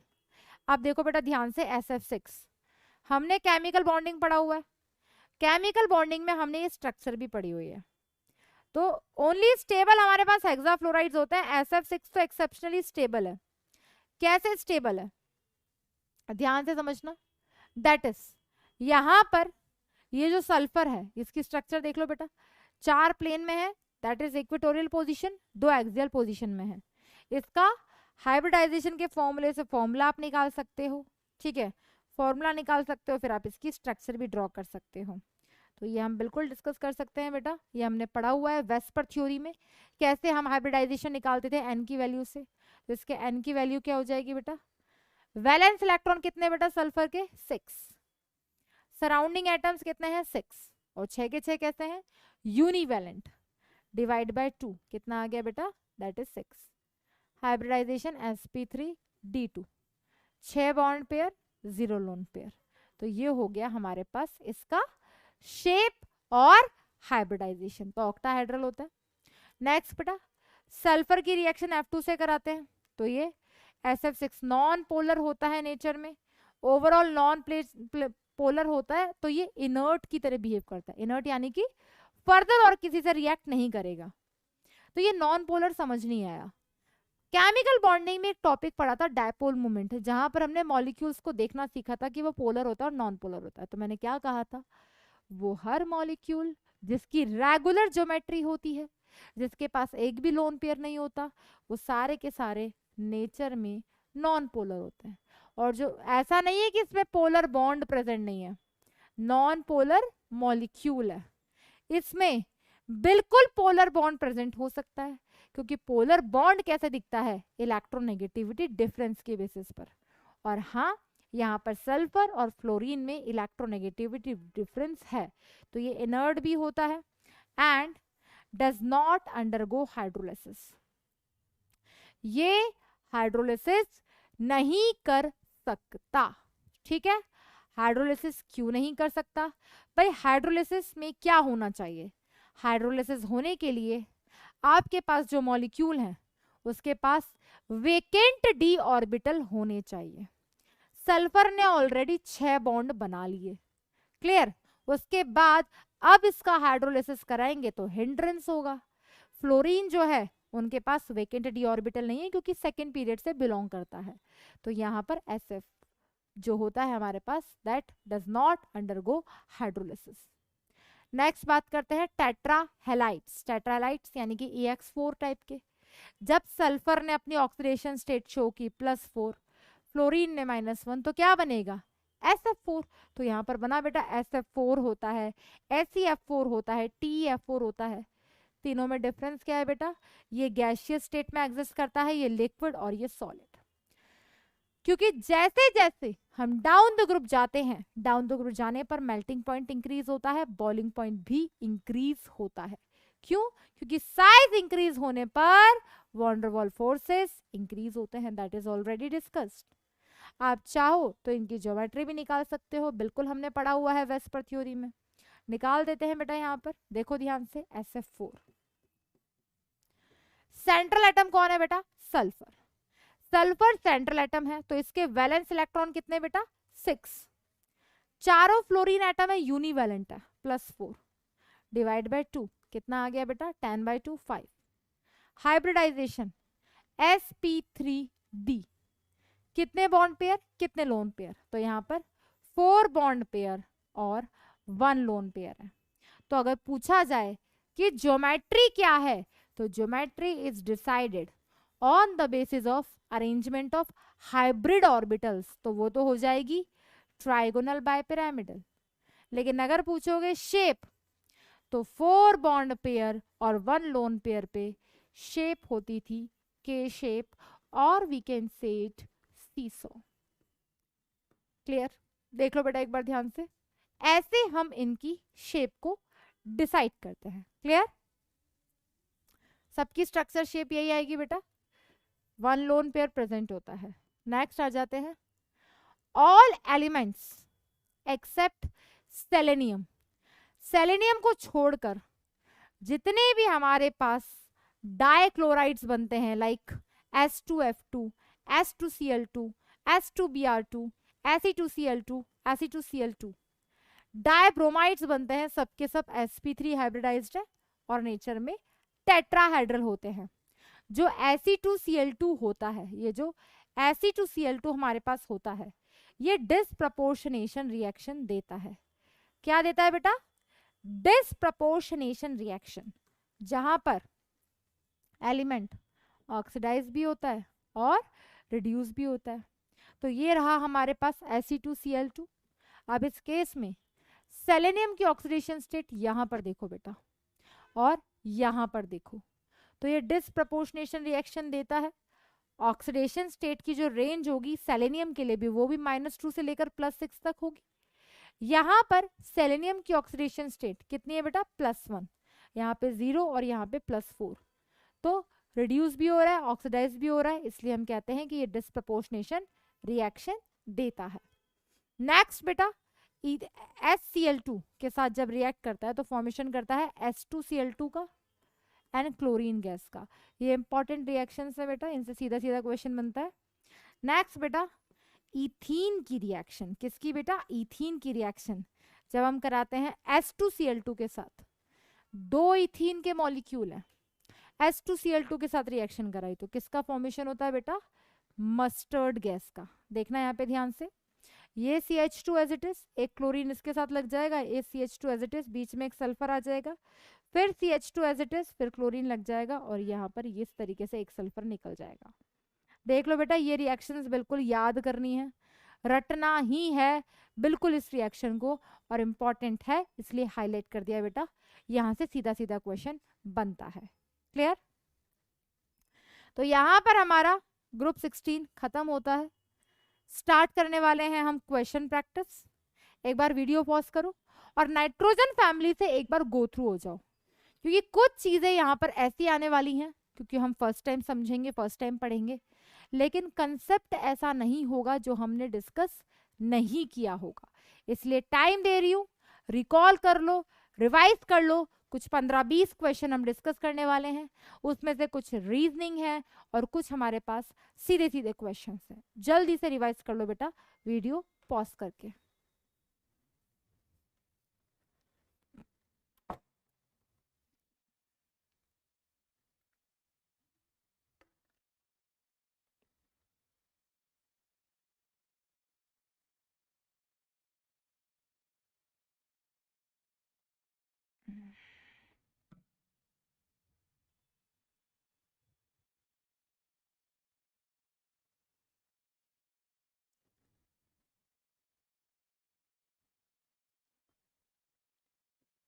शुरू करते हैं बेटा क्वेश्चन। क्वेश्चंस के रूल्स हैं, चाहे सब्जेक्टिव हो या ऑब्जेक्टिव हो। अभी इस पहले सब्जेक्टिव यानी कि रीजनिंग क्वेश्चन डिस्कस कर रही हूँ, ऑप्शन देखकर हम तुक्के लगा देते हैं, इसलिए रीजन आपको स्ट्राइक करना चाहिए, इसलिए हम क्वेश्चन प्रैक्टिस कर रहे हैं। आपका अगर कंसेप्ट सही लग रहा हो तो आपको अपने आप को +4 देने हैं, जहां कुछ नया सीखने को मिले उसको नोट्स में ऐड करना है, और जहां आंसर गलत हो -1 दो और तुरंत लिखो उसका रीजन क्या करेक्ट था। ठीक है, क्वेश्चन नंबर 1 आपकी स्क्रीन पर ये रहा। Through nitrogen exhibits +5 oxidation state, it does not form pentahalide. Give reason. Nitrogen +5 oxidation state exhibit करता है, लेकिन वो पेंटाहेलाइड क्यों नहीं बनाता? Good question. ये क्वेश्चन एक बच्ची ने पूछा था जब नाइट्रोजन फैमिली हम पढ़ रहे थे। अभी जितने भी क्वेश्चन हम प्रैक्टिस करेंगे सबके सब नाइट्रोजन फैमिली से हैं, ठीक है। तो आपके सारे डाउट्स मैं यहाँ पर ले आई हूँ बेटा, जितने भी रीजनिंग आपने भेजे हुए थे। फिर भी किसी का डाउट रह जाए पूछ सकता है बेटा। नाइट्रोजन +5 ऑक्सीडेशन बिल्कुल एग्जिबिट करता है किसके अंदर? N2O5 के अंदर। स्ट्रक्चर हमने बनाई थी, वो उसकी पॉसिबल ऑक्सीडेशन स्टेट है, लेकिन बॉन्ड वो 5 नहीं बना रहा। किसी भी कंपाउंड में नाइट्रोजन 5 बॉन्ड बना ही नहीं सकता। क्यों बेटा? क्योंकि नाइट्रोजन का जो इलेक्ट्रॉनिक कॉन्फ़िगरेशन होता है वो होता है 2s2 2p3। ये इसके 2s के 2s के इलेक्ट्रॉन और ये इसके 2p के 3 इलेक्ट्रॉन। तो अनपेड इलेक्ट्रॉन शेयर करता है तो कोवेलेंट बॉन्ड बनाता है, और दोनों इलेक्ट्रॉन किसी एक एटम को देता है तो कोऑर्डिनेट बॉन्ड बनाता है। तो ये मैक्सिमम 4 बॉन्ड बना सकता है। Why? Due to absence of, इसके पास क्या नहीं है बेटा? Vacant d orbital. क्योंकि अगर इसके पास वेकेंट डी ऑर्बिटल होता तो क्या करता? ये ग्राउंड स्टेट है, एक्साइटेड स्टेट में इलेक्ट्रॉन जाता तो इसके पास 5 अनपेड इलेक्ट्रॉन आराम से आ जाते और ये 5 बॉन्ड बनाता। Only s and p orbitals are present in nitrogen। तो जब उसके पास 5 अनपेड इलेक्ट्रॉन हो ही नहीं सकते तो 5 बॉन्ड किसी के साथ कैसे बना सकता है? 5 बॉन्ड नहीं बना सकता, इसलिए पेंटाहेलाइड नहीं बनाता। क्लियर बेटा? Next question. PH3 has lower boiling point than ammonia.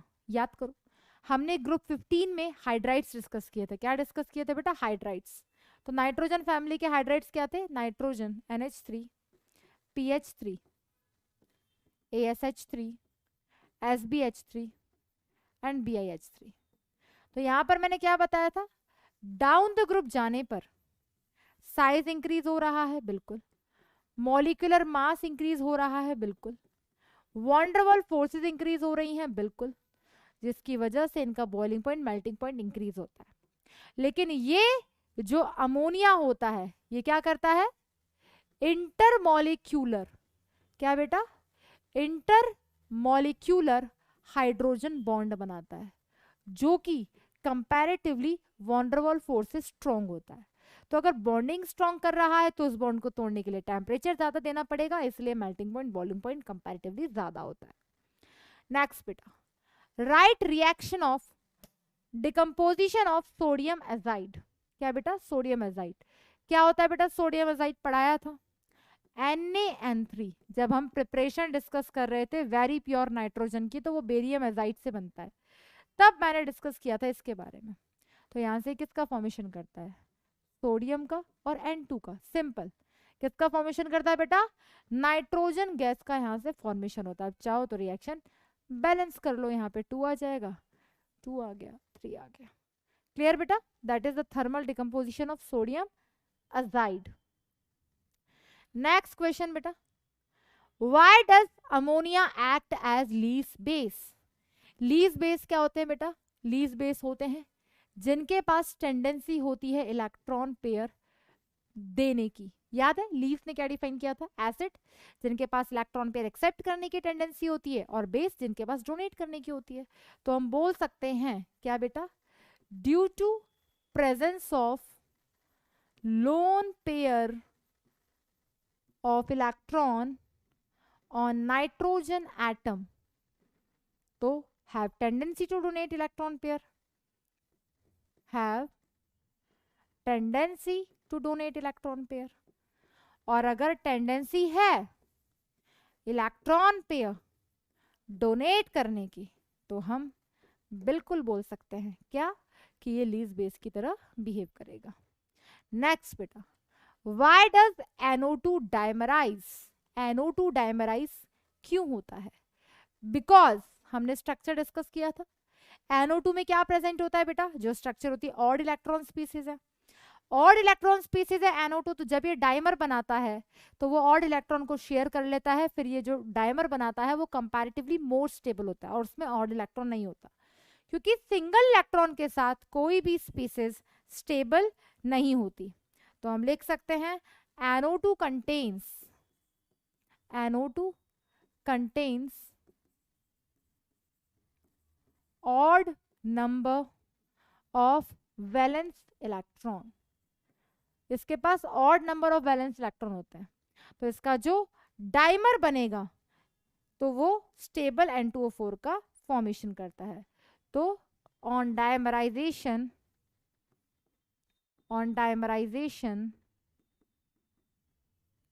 N2O4 forms with even number of electron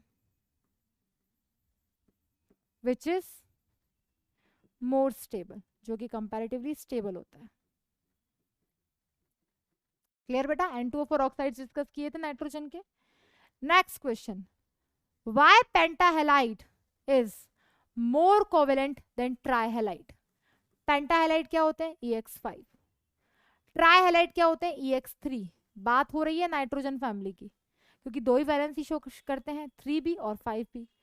तो यहाँ पर जो पेंटाहेलाइड्स होते हैं, यहाँ पर जो सेंट्रल एटम होता है वो +5 ऑक्सीडेशन स्टेट रखता है और यहाँ पर +3 रखता है। और हमने पढ़ा हुआ है क्या बेटा? Fajans rule. और फेजांस रूल के अकॉर्डिंग हम क्या कहते हैं?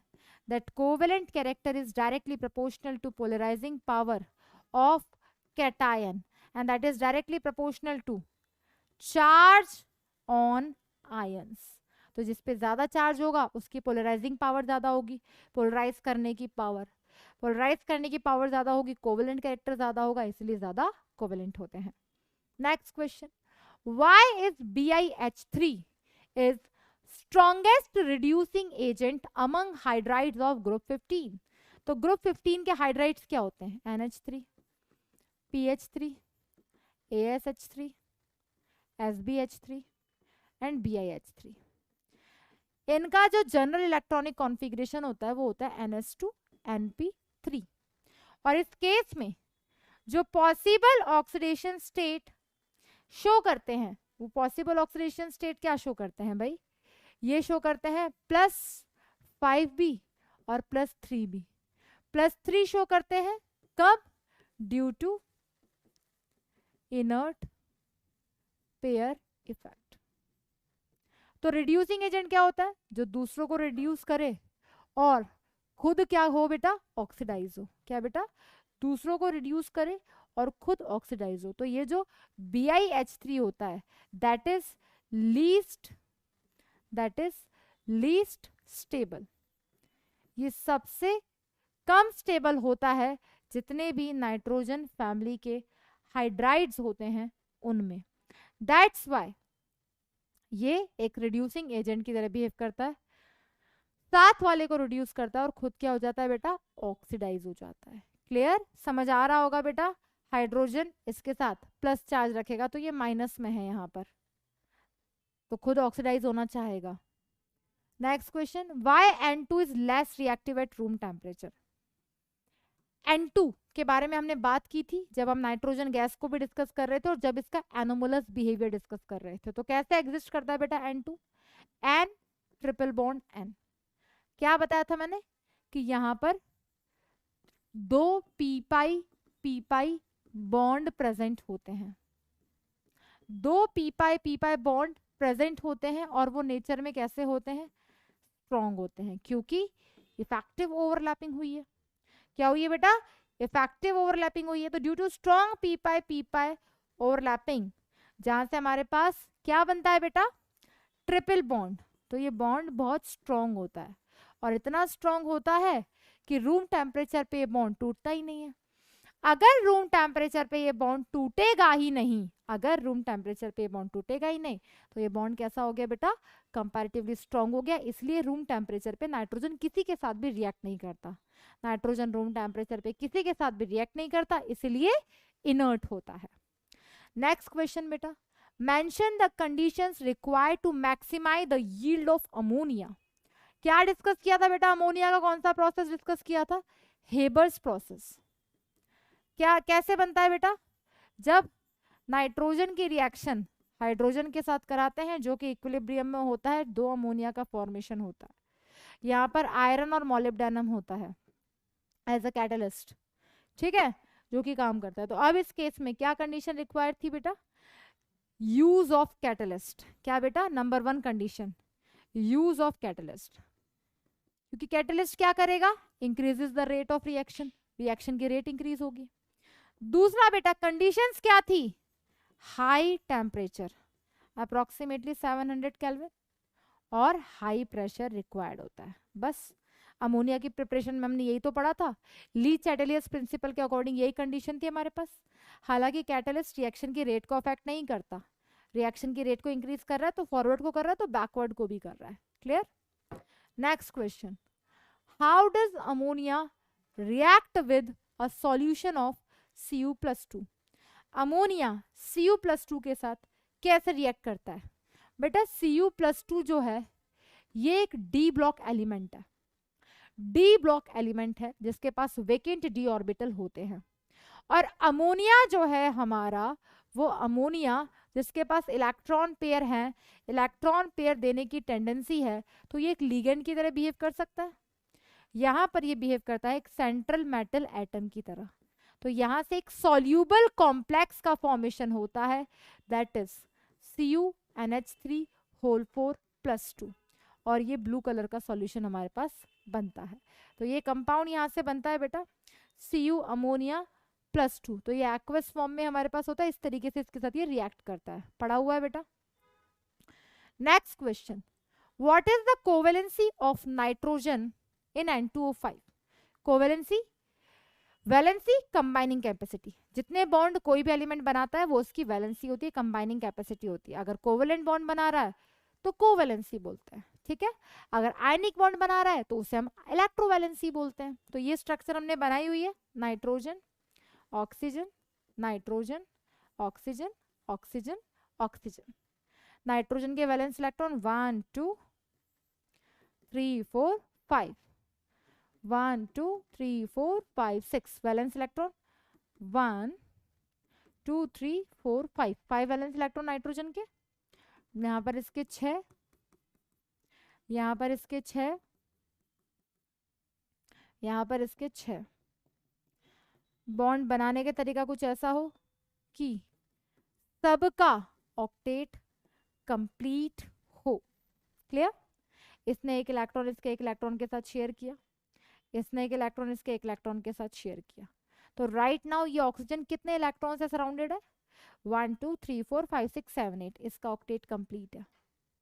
यहाँ पर देखो ये नाइट्रोजन, एक इलेक्ट्रॉन इसके साथ एक इलेक्ट्रॉन इसके साथ, 1 2 3 4 5 6 7 8, इसका ऑक्टेट कंप्लीट, इसका octet complete. As it is यहाँ पर नाइट्रोजन एक इलेक्ट्रॉन शेयर किया, एक इलेक्ट्रॉन शेयर किया, इसका ऑक्टेट कंप्लीट, इसका octet complete.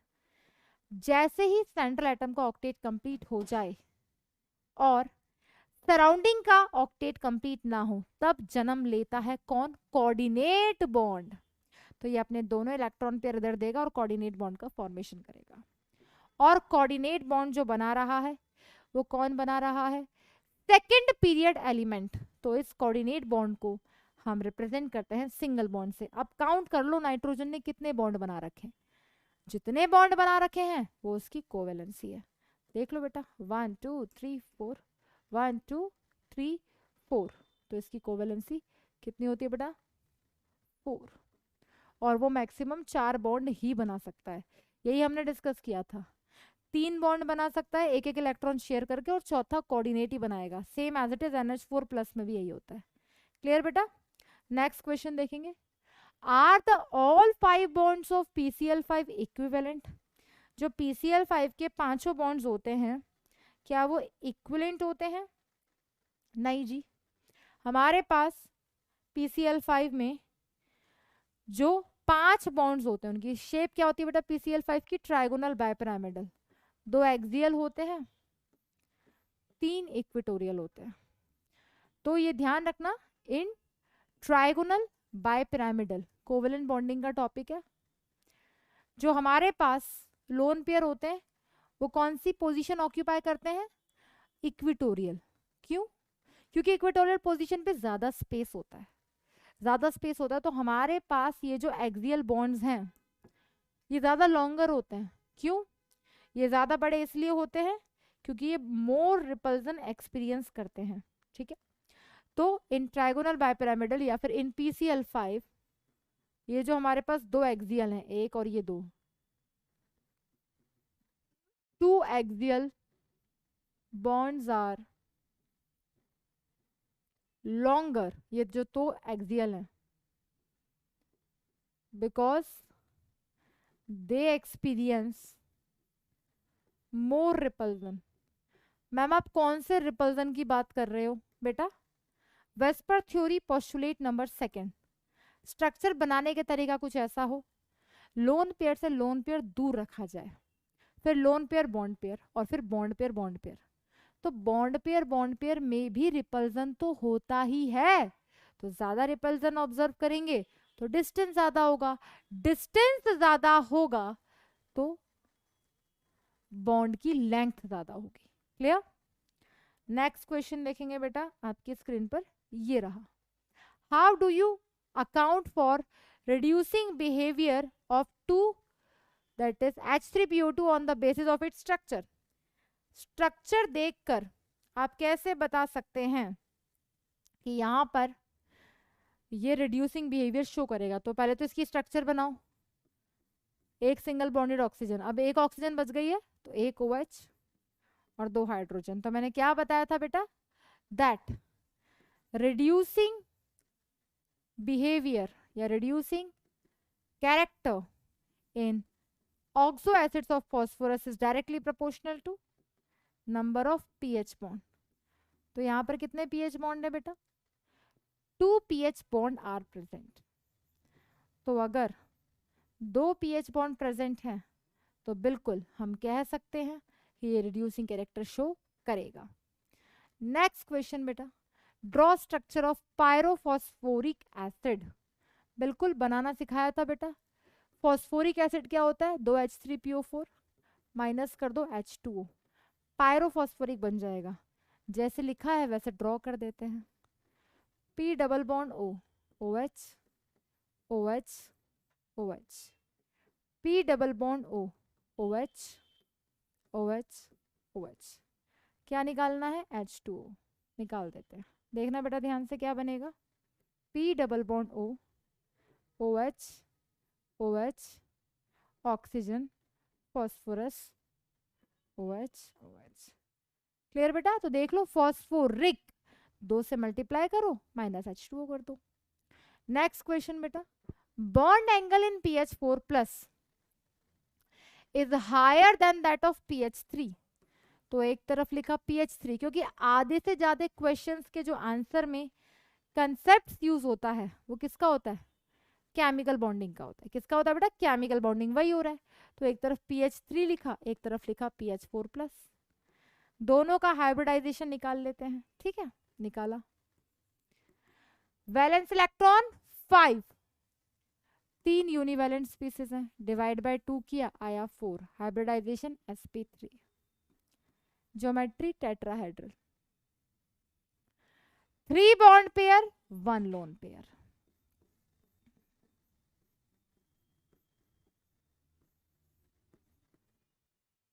PH4 plus, central atom के पास valence electron 5, 4 univalent species -1 divide by 2, 4 hybridisation sp3, लेकिन 4 बॉन्ड पेयर 0 लोन पेयर। तो आप एक बात बताओ, हमने पढ़ा था बेटा third postulate of VSEPR theory, पहला रूल हाइब्रिडाइजेशन निकालना, दूसरा रूल लोन पेयर। तो हाइब्रिडाइजेशन देखकर परसेंटेज कैरेक्टर जितना ज्यादा बॉन्ड एंगल उतना ज्यादा, लोन पेयर जितना ज्यादा बॉन्ड एंगल उतना कम। तो इसमें और इसमें इसके लोन पेयर ज्यादा है, लोन पेयर है तो यहाँ क्या होगा? Lone pair bond pair repulsion. अगर यहाँ रिपल्जन ज्यादा होगा तो बॉन्ड एंगल क्या होगा? कम। क्लियर हो गया बेटा? That is the reason. Next question देखेंगे बेटा, that what happens when white phosphorus is heated with concentrated NaOH। ये रिएक्शन मैंने लिखवाई थी और बोला भी था इंपॉर्टेंट है।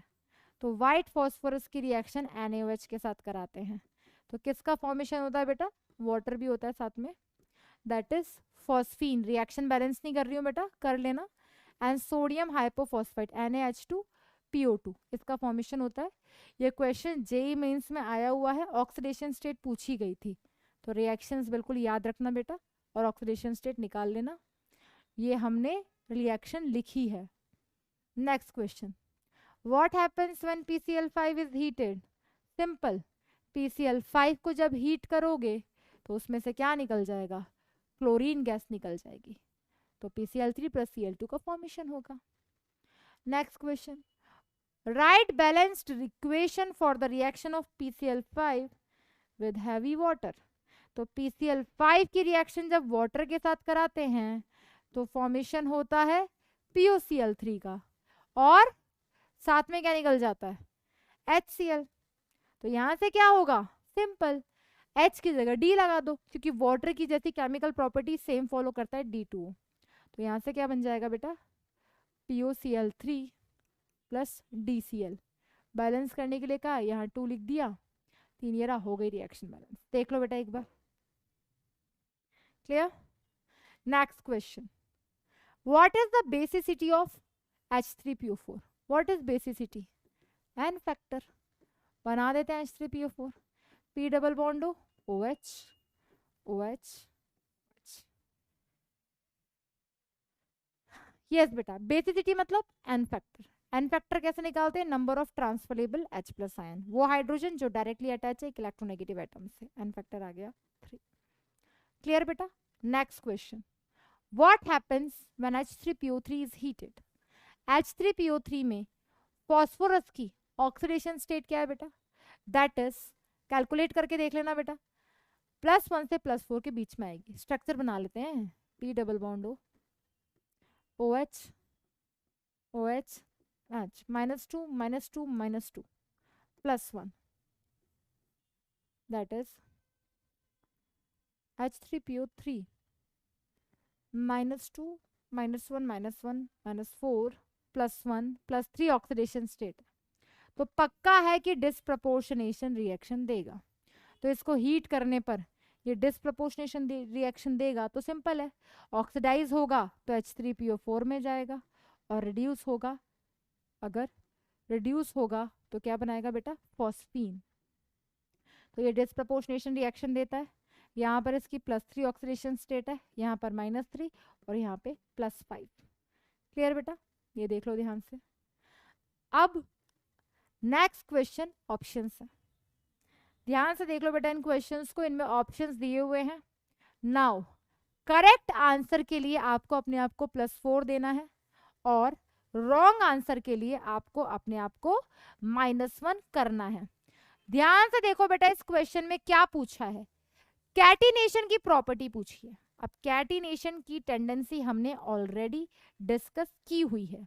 तो कैटिनेशन क्या होता था बेटा, कैटिनेशन होता सेल्फ लिंकिंग प्रॉपर्टी, और वहां पर मैंने आपको क्या बताया था, जितनी इफेक्टिव ओवरलैपिंग होगी, जितना छोटा साइज होगा उतनी इफेक्टिव ओवरलैपिंग होगी, और खुद के साथ बॉन्ड बनाने की टेंडेंसी उतनी ज्यादा होगी। लेकिन जब हम एनोमोलस बिहेवियर डिस्कस कर रहे थे तो वहां पर हमने देखा था कि नाइट्रोजन की कंपैरेटिवली कैटिनेशन टेंडेंसी कम है, क्योंकि उसके पास 4 इलेक्ट्रॉन जो होते हैं, 4 जो ऑर्बिटल्स होते हैं, उनमें से 3 के पास ही अनपेयर्ड इलेक्ट्रॉन होते हैं। तो उस केस में वो PP ओवरलैपिंग कर सकता है। लेकिन जो हमारे पास फॉस्फोरस है उसमें उसके पास जो लोन पेयर ऑफ इलेक्ट्रॉन है वो उससे भी बॉन्ड बनाता है due to presence of vacant D orbital. तो सबसे ज्यादा कैटिनेशन टेंडेंसी किसकी होती है बेटा, फॉस्फोरस। ये इंपॉर्टेंट है, इसको नोट्स में भी ऐड कर लेना, ध्यान रखना बेटा, ये इंपॉर्टेंट है। तो कैटिनेशन टेंडेंसी का ऑर्डर है, सबसे ज्यादा phosphorus, then nitrogen, then arsenic, then antimony and then bismuth. बस याद रखना फॉस्फोरस का सबसे ज्यादा होता है। Next question, melting point of hydrides of nitrogen family follows the order. Melting point और बॉइलिंग पॉइंट में एक्सेप्शन था। क्या एक्सेप्शन था बेटा? ये हमने डिस्कस किया हुआ है कि सबसे ज्यादा किसका होता है? डाउन द ग्रुप जाने पर साइज इंक्रीज होता है, मॉलिक्यूलर मास इंक्रीज होता है, van der Waals forces increase होते हैं। तो melting point boiling point increase होना चाहिए था, लेकिन मेल्टिंग पॉइंट एक्सेप्शनली सबसे ज्यादा किसका होता है बेटा? डिस्कस किया था ये अमोनिया इस वाली फैमिली का, तो PH3 ASH3 SbH3। और यहाँ पर चलो बेटा ऐसा करते हैं, ये 10 क्वेश्चन मैं आपको होमवर्क देती हूँ, सारा ही कुछ मैं करा दूंगी। ये क्वेश्चंस बेटा होमवर्क हैं, ठीक है? जितने भी क्वेश्चंस हैं 10 क्वेश्चन है सिर्फ, ये होमवर्क है और सारे के सारे नाइट्रोजन फैमिली के, सारे के सारे नाइट्रोजन फैमिली के हैं। तो कल की क्लास की शुरुआत आपके डाउट्स प्लस होमवर्क से होगी, जहां पर हम डिस्कस करेंगे इन सभी रीजंस को। साथ के साथ बेटा ऑक्सो एसिड्स और फॉस्फोरस का एसिडिक स्ट्रेंथ अभी बाकी है, बिल्कुल डिस्कस करेंगे। परेशान होने की बिल्कुल ज़रूरत नहीं है, पर मैंने आपको आज जो ये 10 क्वेश्चन दिए हैं ये आपको सॉल्व करने हैं कल, क्योंकि काफ़ी रीजनिंग मैंने आपको करवा दी। अब आप खुद कुछ ट्राई करोगे तो बेटा आपके भी कंसेप्ट क्लियर होंगे, ठीक है बेटा? तो आज हमने काफ़ी रीजनिंग डिस्कस की, कल हम और डिस्कस करेंगे ग्रुप 17 को स्टार्ट करने से पहले, ठीक है बेटा? तो अच्छे से पढ़ो, आपके टेस्ट के डाउट्स भी मैं ले लूँगी, अगर ज़्यादा जेन्यून होंगे कुछ कि मैम ये बिल्कुल नहीं हो रहे थे, बिल्कुल डिस्कस करेंगे। कुछ कंसेप्ट आज और क्लियर हो गए होंगे और साथ साथ क्लियर होंगे, और जो भी डाउट्स है बेटा विदाउट हेजिटेशन लिखना है अगर जेन्यून है तो, ठीक है? तो ऑल द वेरी बेस्ट बच्चों, thank you and always stay motivated, ठीक है? तो कल की क्लास में हम एनी हाउ सारे डाउट्स लेते हुए आपकी ग्रुप 17 शुरू करेंगे। ऑल द बेस्ट बच्चों, थैंक यू।